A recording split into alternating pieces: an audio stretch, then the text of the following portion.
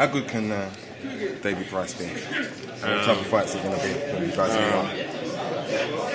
We're going to find out October 13th. I think he hasn't put a foot wrong. He hasn't put a foot wrong as a professional so far. Really exciting prospect. Obviously he's on the way up. I'm on the way down, so we're definitely going to see what he's got left. But he's definitely going to be facing the Audley who won Olympic gold medal. Fought Michael Sport with one arm, knocked him out. Like I said, I've been in love with boxing since 2004. The whole drama, the whole BBC thing, kind of like took away my love for boxing. Knew it would come back. I've been searching to get back to this page. That's why I never ever gave up. Never ever gave up. Stayed with it. And like I said, he's going to be facing, take something special like this to win a gold medal. He's a bronze medalist, and so that's going to be the difference. Obviously, he's got age, he's got youth, he's got everything else. But I've faced all kinds of different styles, and I've got the experience.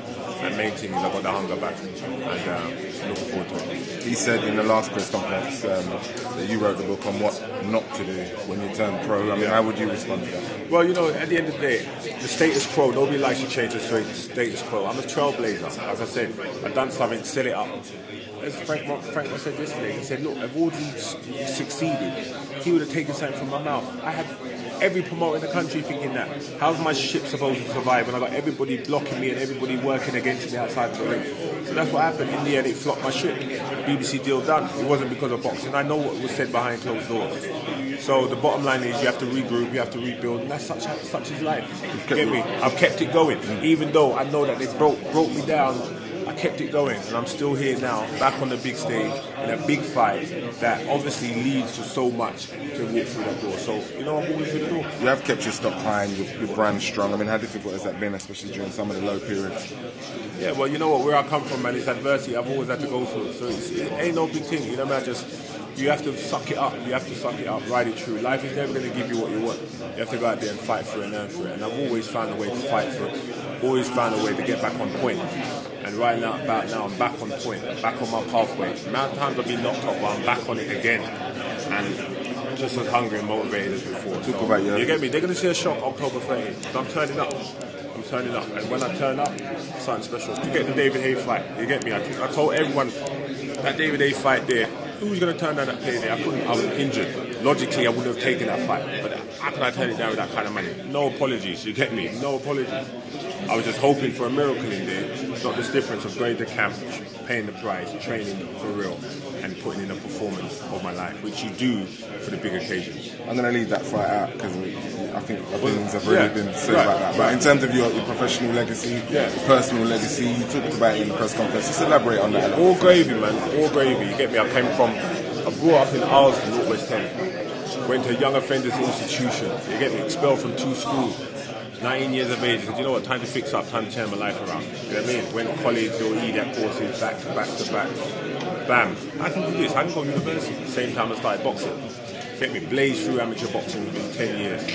2-time national champion, Commonwealth Games gold medalist, Olympic gold medalist. You get me? University degree. Guy come from the ghetto with no education. University degree, MBE. You get me? Had my own company, 22 staff. Look what I've achieved in boxing. Look at my resume in boxing.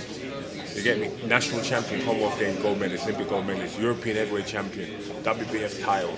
You get me? I always keep coming into this either Masters title. I've kept myself in the news for 13 years. My legacy is concrete. All of these Olympians, without me winning a gold medal, there'd be no Olympic story. There'd be no world-class performance plan.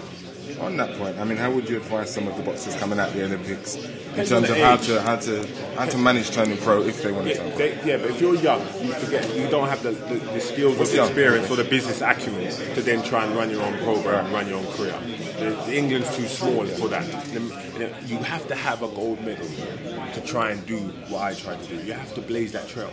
You have to blaze that trail. But if you don't have that, and you have to have the people around you, or you got to have the business acumen yourself to do it. You know what I mean? And like I went and got the hard knocks, went through university, fought through college, so I could do what I wanted to do. You understand? So if you don't have that business acumen, it's going to be kind of hard to say, oh yeah, I want to be my own promoter manager. Anybody you'd like to manage on Team GB? There's a lot I'd like to manage. But I'm not in the managing thing. I'm still fighting as a fighter. You get me? I give advice to everybody. I've given advice to Andy Joshua. I've given advice to everybody. That's me. I'm an open book. Always done it. Always done it. Management game? No, not yet. Not ready yet. I've been in the management. So it's an option. It's an option. I turned pro. Remember, with 8 fighters, I signed on my books. I've always been on the management side. I've always been on the advising side. So, you know, I'm always in the game, but I'm still in there as a fighter. What do you make of the paucity of talent coming out of the US, especially at this Olympics? Yeah, you know, it's an just issue one of of those funding. things? You know, it's an issue of funding. Right. If you look at the lottery funding now, we wouldn't have had no people in the Olympics had we not had funding. If the Americans get together and they get associated group of boxers and they give them the funding, they're going to be good. Listen, thanks for your time. All right, bro. Appreciate it.